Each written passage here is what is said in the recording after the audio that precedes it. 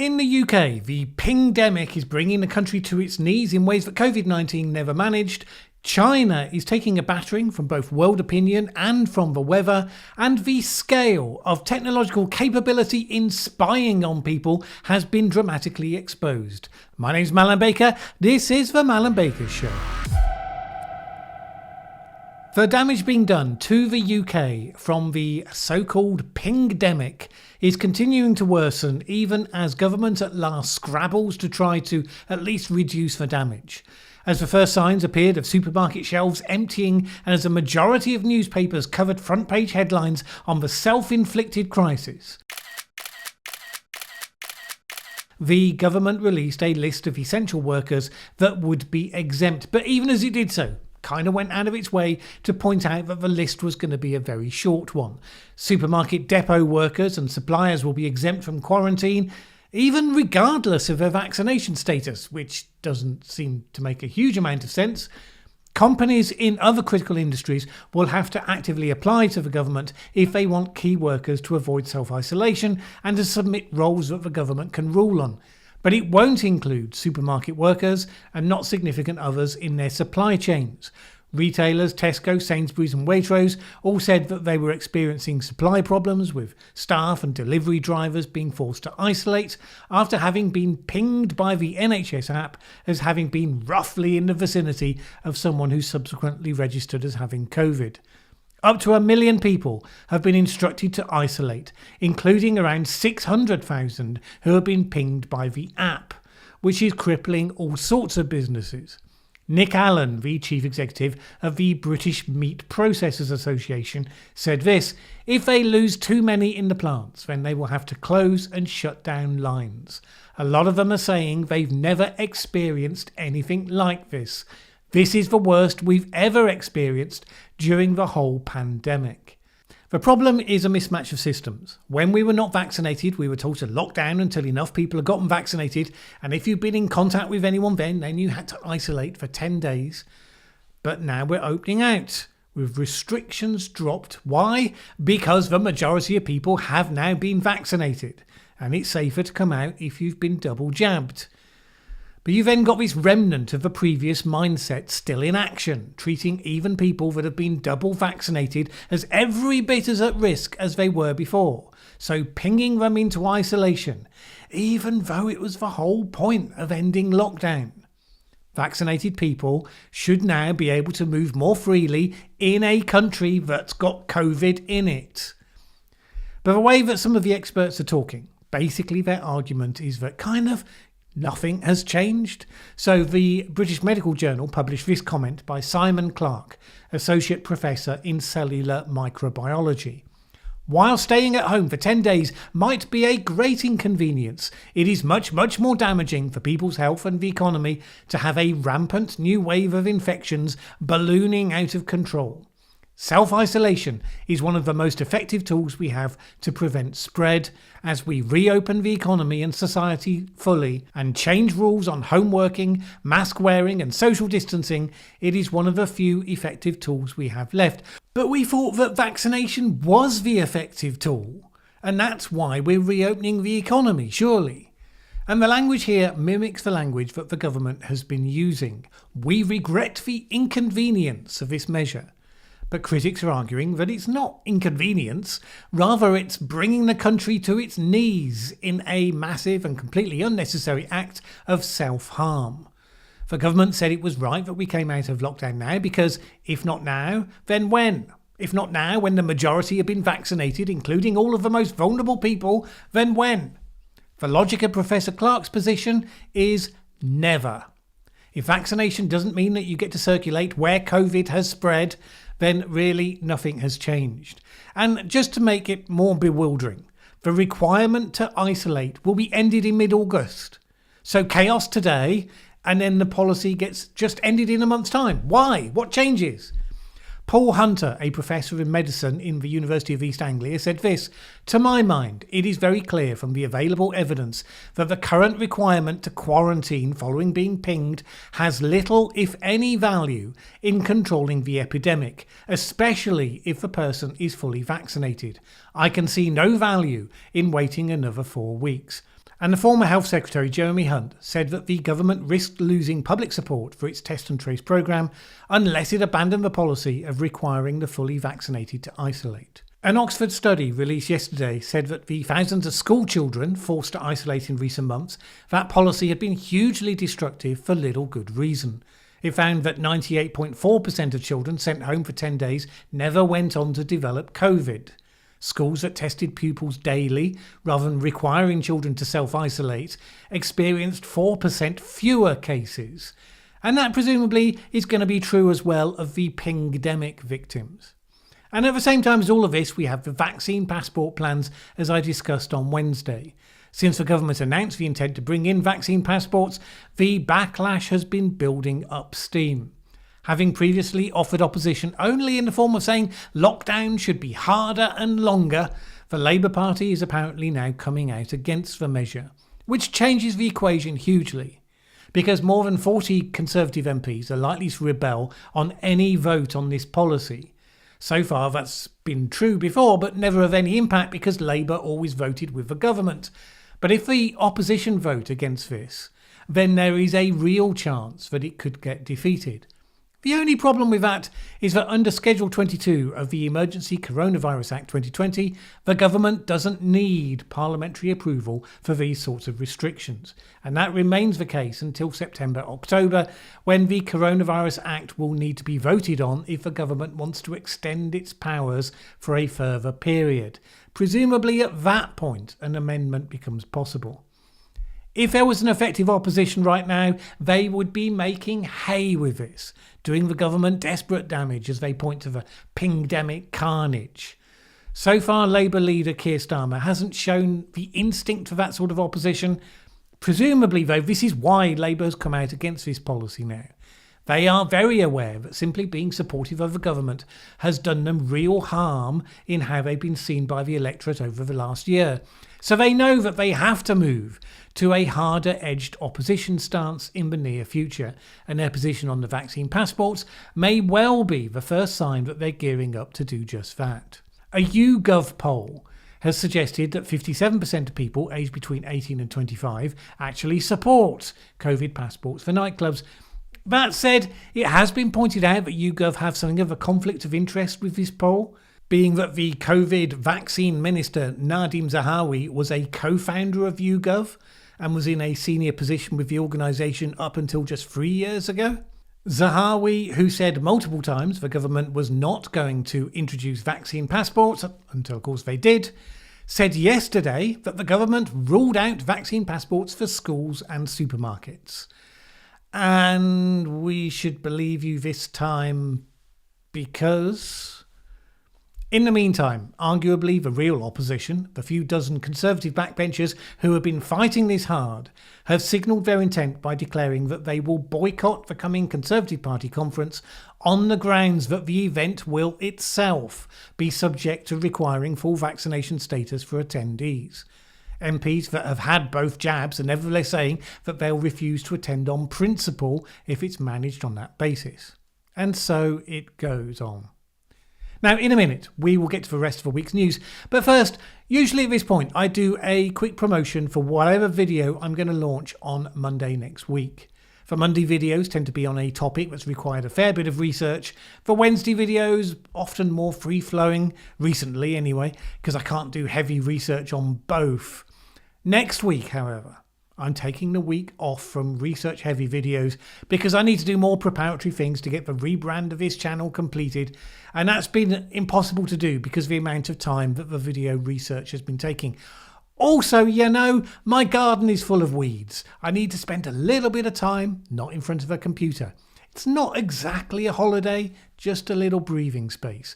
However, what I will do is a Q&A video on Wednesday. So if you have any questions at all that you'd like me to answer, put those in the comments below. Start it with the word question in all caps so that it stands out when I scan the page and I don't miss it. Patreon supporters will get priority, of course, because those are the folks who help me pay the bills, but I will try to answer all the questions if I can. The more interesting the question is, the more likely it will rise to the top. That video will then go live Wednesday next week at 7 PM UK time. See you then. China has been very much in the news this week, and mostly for reasons that it would very much wish not to be the case, I would expect. Firstly, it's reacted predictably angrily to the WHO's suggestion that it wanted to carry out a Phase 2 investigation into the origin of COVID in China, and particularly because the proposal included further investigation into the possibility of a lab leak origin. The Deputy Chinese Health Minister Zheng Yijin said that he was shocked by the proposal, saying it showed disrespect for common sense and arrogance towards science. It would have been more shocking if they'd said yes, to be fair, but that does officially slam the door closed on further Chinese cooperation on that particular matter. Meanwhile, China has had other things to worry about. It got hit this week with what was described as a once-in-a-thousand-year flood, particularly in Henan province. Now, China has a history of some fairly dramatic flood incidences, but the latest one was pretty breathtaking. It literally had more than a year's worth of rainfall in one day. 25.38 inches of rain compared to the annual average of 25.24 inches. And the internet was awash, with video footage of people having to be rescued from underground metro trains that had been filling up with water. In the megacity of Zhengzhou, cars were floating at the same height as traffic lights, according to one report. Unlike in Germany, though, where various commentators were quick, as they had been with the heat dome in the US the week before, to use the incident as a hook to talk about climate change, China is preventing public discussion of any aspects that could be held to reflect badly on the state. And that includes climate change, apparently, because maybe potential criticism about current expansion of coal power plants. It also includes any suggestion that an over-reliance on dams and an urban expansion program, somewhat careless of historical weather patterns, that those things might also have had a part to play. Instead, the government's insisting this is simply a black swan event, a once-in-a-millennium tragedy. Whoever could have known? And whoever could have known is actually a question being asked with a different tone of voice in Germany as the aftermath of the floods there continues to play out. With around 200 people dead, billions of euros worth of damage, it's reached that point in the crisis where it's now time to cast around for someone to blame. And the fact is that flood forecasters in Germany, part of the European Flood Awareness System, had accurately given notice of the coming floods days in advance. The system was designed for precisely this situation, to give advance notice sufficient to mobilise resources, get vulnerable people moved out of harm's way, all of that. Forecasts on Friday, the previous week, first showed a high probability of major flooding to begin the following Tuesday. Subsequent forecasts reportedly left little ambiguity that a major event was in the works. The thing is, these forecasts are not made public. They're sent to the experts and the authorities to enable them to take action as needed. And the floods, when they came, well, they matched the scale of the forecasts. But you would think that the authorities had been caught completely off guard. Everything about the system worked as it was supposed to, except the bit where people actually did something as a result. Germany, of course, is in the early stages of its election for a new chancellor, and the one thing that most people agreed on was that none of the three leading candidates, which includes the Greens, by the way, who you'd kind of expect to be leading the climate charge here, none of them have shown any sort of leadership as all of this has unfolded. Angela Merkel did pretty well. She, of course, is not a candidate. Now, some of the other European leaders have had other things to worry about. France's President Macron, for instance, embattled as he is, having been the first country to announce a vaccine passport, and he's been under enough pressure on that front to do a partial retreat, while still trying to apply pressure to the population to get the vaccination.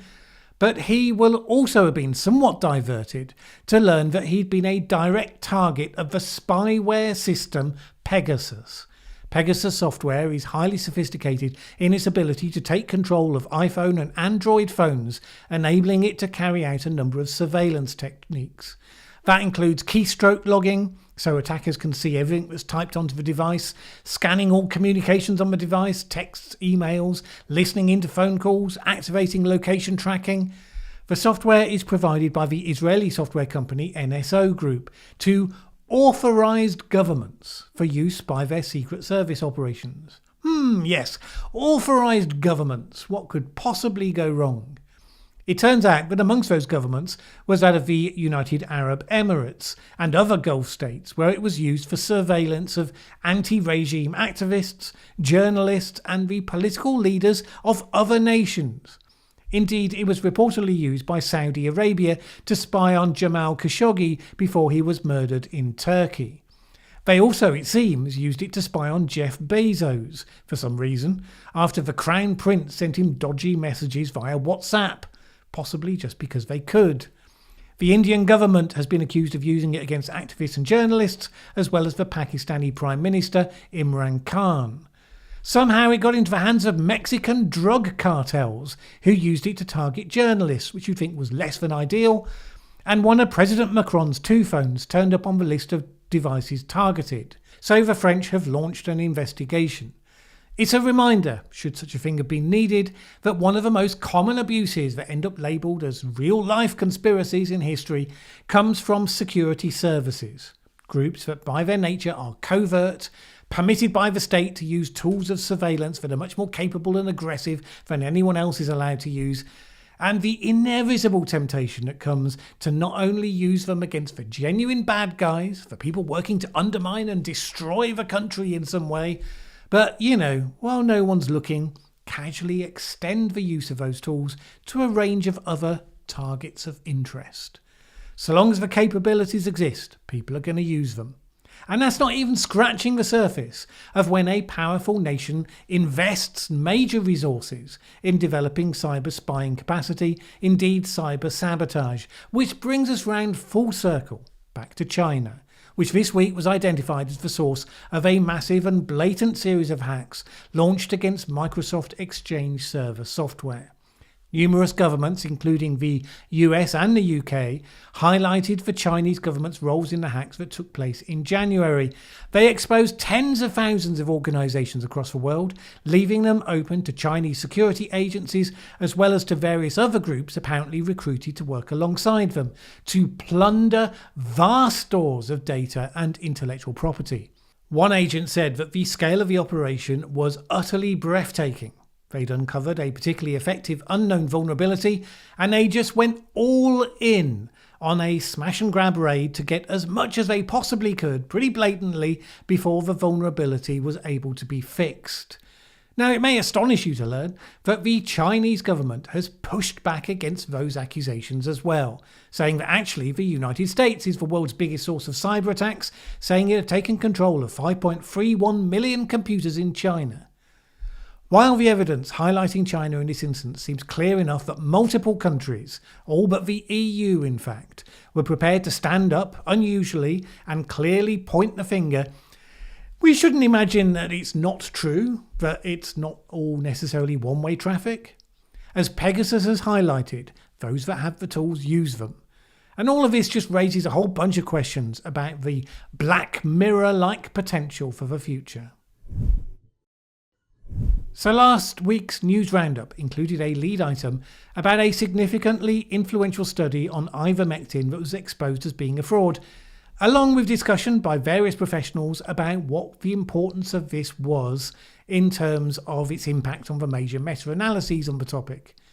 Every now and then you hit on a topic that a whole bunch of people are feeling very tribal about, and then the nature of the comments goes rapidly south. We'll let this commenter speak for a number. Dramatic evidence that this channel is fraud and full of bunkum. What about all of the other 60 studies all for ivermectin? I wonder who pays you, mate. Imagine what he would have said if I'd actually expressed an opinion about ivermectin one way or the other. Whoosh! Well, all I did in that video was to report the significant news and some of what the credible experts were saying about what it might mean. If the sight of that in your eyes can only mean that someone's deliberately attacking everything you hold dear, then you might be a touch over-invested in one side of what should be a medical discussion, not a values discussion. The various responses from people who have chosen to become fans of this specific pharmaceutical intervention came under the following headings. 1. There are lots of other studies, which is true. Some of them say that ivermectin has no effect at all. And if you're not aware of those studies, you might want to just check you're not relying on sources that only pick one side and hide the other. There are a couple of highly partisan websites out there which got extensively linked in the comments to this video, which have been reviewed by professionals and criticised heavily for bringing together a bunch of ill-fitting stuff that doesn't actually support what they say it does. Now, I've not taken the time to check whether those criticisms are right or not. I don't want to make a career out of talking about this topic. I'm just saying, be a little sceptical about the non-professional sources out there, especially if they claim to show amazing certainty on this subject. 2. Lots of people said, so you're against ivermectin, are you? Nope, never said that. Well, what about India, they say? They brought in ivermectin and it slashed the cases there. So no, I'm not against ivermectin, but I will point out if you're quoting junk data or science. Again, be sceptical of sources that tell you what you want to hear. There are a couple of Indian states that have been cherry-picked. Uttar Pradesh is one, New Delhi is another. If it was real, they produced graphs of all of the Indian states that had recommended ivermectin and all of the Indian states that hadn't. And it would be very clear. In fact, it'd be very dramatic if all of the one showed one thing and all of the other showed something else. Have you seen a collection of graphs like that? No, you haven't. Stop falling for cherry-picking nonsense. 3. Various people said, what about all the doctors with boots on the ground who swear by this? I trust them and their experience over you any day. The fact they use similar phrases tells you that these arguments are being drawn from common sources. They never provide a reference nor a link for this. So we don't know which doctors are swearing by this. Is this a survey? Can we see the results? Do we know about the ones that don't swear by it? Or is it just anecdotal storytelling by advocate websites? Here's the thing. Doctors on the ground can't tell if a novel medicine is working. When the US was founded, doctors routinely treated people with leeches and bloodletting. They were certain that those procedures worked. Human beings are easy to fool, especially easy for us to fool ourselves. So when someone recovered, they assumed it was because of the treatment. When someone died, they assumed it was in spite of the treatment. Then we discovered evidence-based medicine, and we did proper trials, and we discovered that most of those old remedies actually didn't work at all. And that's why lots of doctors, boots on the ground, is not the evidence that you think it is. We need the large-scale clinical trials. They're coming. And by the way, if you live in a world where you assume that anyone you think disagrees with you, bearing in mind I actually have no opinion about ivermectin, but suppose I did, that you assume that the only explanation for that must be that someone's paying them, you really need to take a step back. In the real world, people of good faith disagree with each other all of the time, often profoundly. The idea that everyone must see the truth the way you see it, and if they say they don't, it's because they actually do, but Big Pharma or whoever is shoveling cash into their pockets, because, you know, Big Pharma pays megabucks to YouTubers with 16k subscribers, obviously. Alright, no final thought for the week this week because of the extra time on comments, and a couple of things to update you on here. Last week I told you that I'd contacted YouTube Partner Support to ask them the question, why YouTube? Did you stop recommending my videos to non-subscribers after the beginning of March? I've now heard back, and so far the answer is that this is just normal. Nothing to see here. Definitely no shadow banning. YouTube doesn't do shadow banning. You just had a few good videos that performed well, and now the channel has gone back to the state it was before. But it hasn't though, has it? If I compare the last 3 months with a previous quiet period, say July through September last year, even that previous quiet period gave 1 million more impressions of my videos than the recent period. In other words, it showed them to people 1 million more times. In that previous period, non-subscribers viewed videos 166,915 times. In the recent period, well under a third of that. You only have to look at the graph, with apologies to those who listen to the audio-only version of this. What came before it? Clearly, that's not what's happening now.